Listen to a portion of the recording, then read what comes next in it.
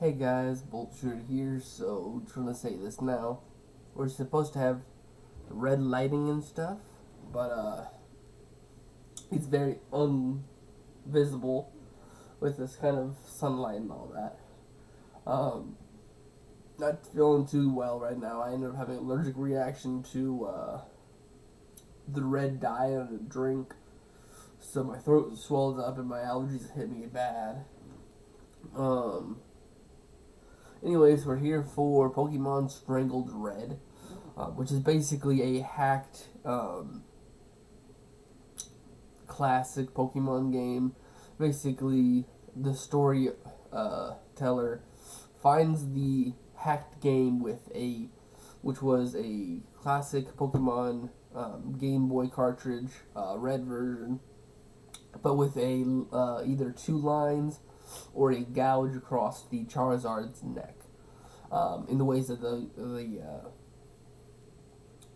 the piece of paper that the sticker on it was completely marked out by his neck, um, and it was in the trash.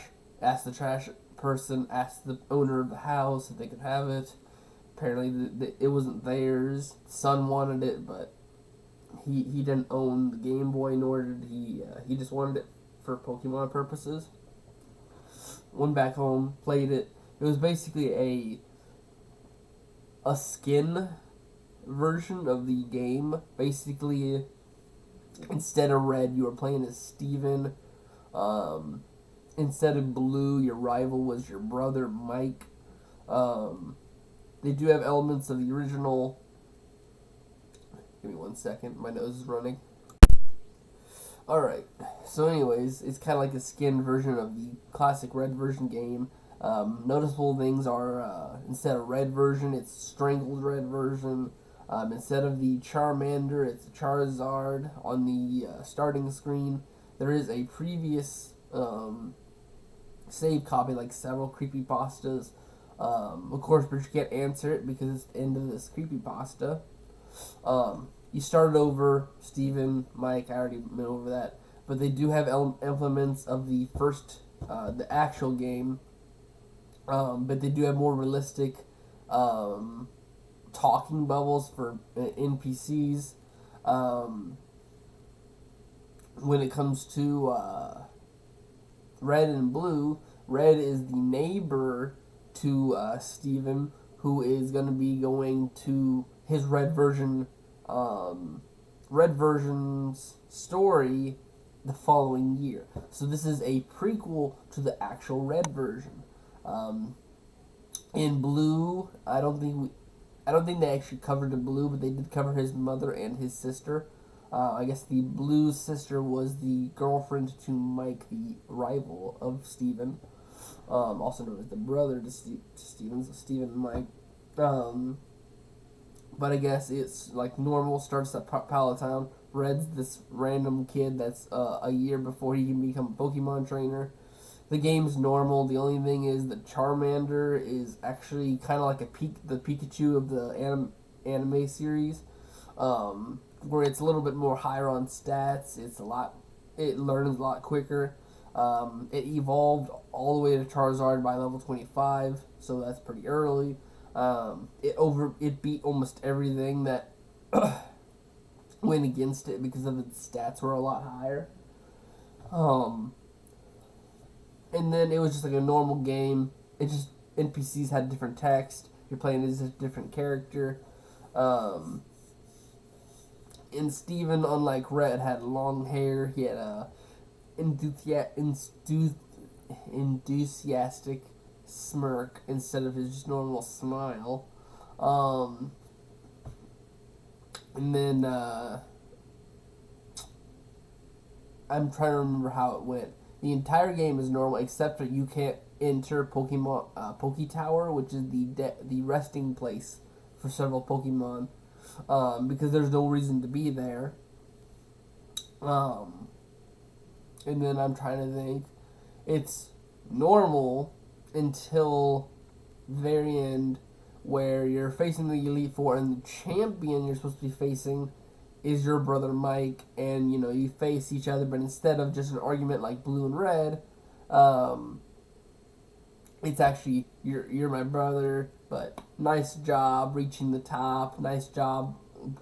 Both of them compliment each other about how easy they rose through the ranks. Um, and that's kind of it. But then the trying to think, and then it goes and stops. The person reboots it, and it says a year later. Basically, well, no, it's not a year later. Basically, it freezes up. It goes to Pallet Town again with the brother and Mike and Steven.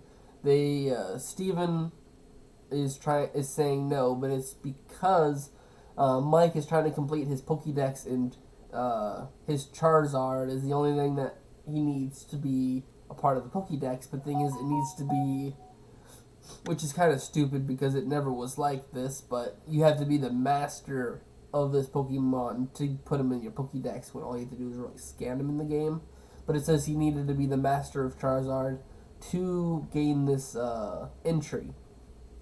And eventually you get forced into saying yes, because if you say no, he says, come on, please, until you do. The transfer screen, I guess it's a solo. I never played the originals, but I guess when you transfer it, you get to see both. But I guess it was just the Charizard, and it froze in the middle of it, and you can hear you heard a snapping sound. Rebooted again because it was froze, and he hits continue on his game, and it's a year later. It gains the hours because he played for 30 hours, and then it gained the hours of that year, and then it was like 8,000 something. So that's how much it played. But that's the thing, is the time pass calculated with that, and then his sprite was unkept. He was saddened, and he came when it started it was on in the Poke Tower on a stone. When you try to interact with a stone, it just said ...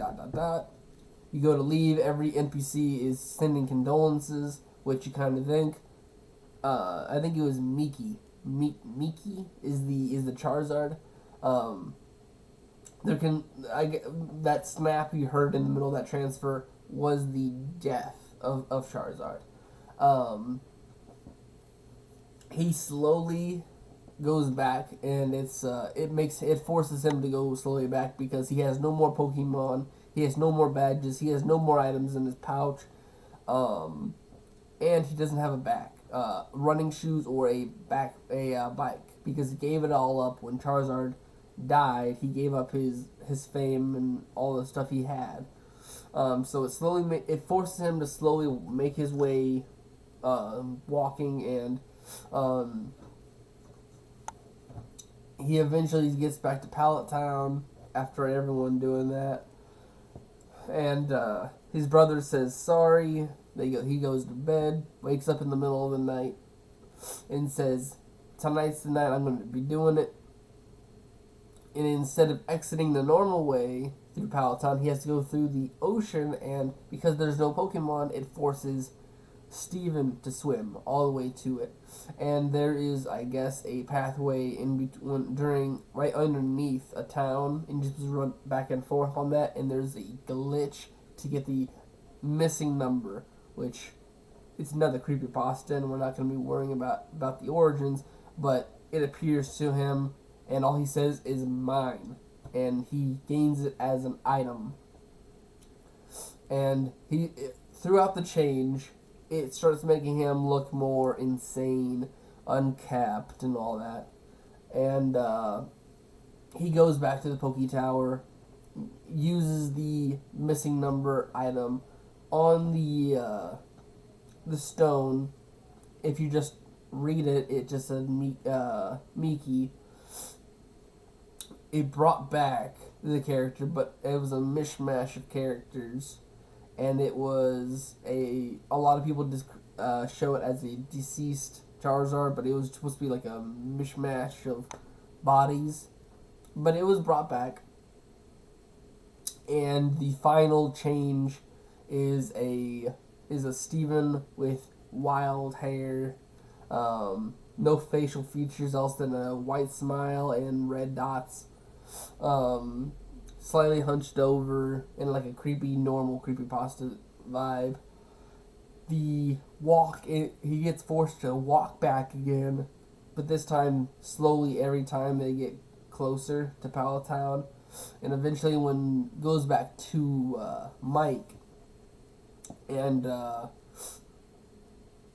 that's where it stops. And all you get to do is hit the pause menu. The only thing you get to do is select the dead Charizard, and it gives you a lot of options, and it says no, no, no, and the last option is Strangled. The only option available to do, and you hear the snap and then the end. And I guess it goes back to the starting menu where there is a deceased looking Charizard and a insane Steven.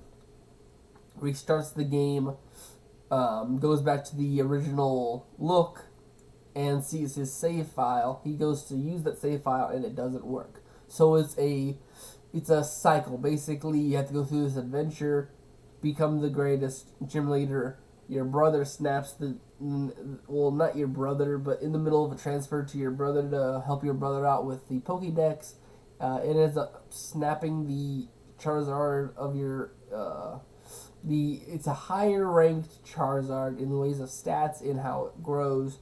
Basically, it was the beloved of Steven, and basically in the middle of the transfer it ends up snapping his neck, and it's an accident. If you there is a Professor Oak line where it says accidents happen, you just became unlucky.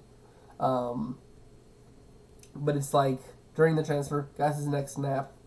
A year later, he's still mourning it, and he starts deciding he needs to mess with things that he shouldn't, like the missing number. And I believe either right before he goes to swim or when he goes to swim, he says, I need to find the missing one. Yeah, it's like basically normal, just set a year prior to red version. You're supposed to be the champion. It's supposed to be the fact that there is no previous champion to beat, because the previous champion went insane. And he resurrects the Charizard, and it becomes a demonic beast. They go back and strangle the brother Mike. And after the death of Mike, they ended up sanctioning off the house to his house, and it just gets overgrown. And I guess it's been a minute since I've seen it, but I guess you can see the cutoff point in red version. You can see the stones that block the path to his house. So it's just basically, here's this previous trainer. He's supposed to be the look up to red. He goes to become the champion, loses his favorite Pokemon and his life and all that, so it spirals out of control. He starts grieving. He decides to tamper with forces that are understandable. Gets a demonic.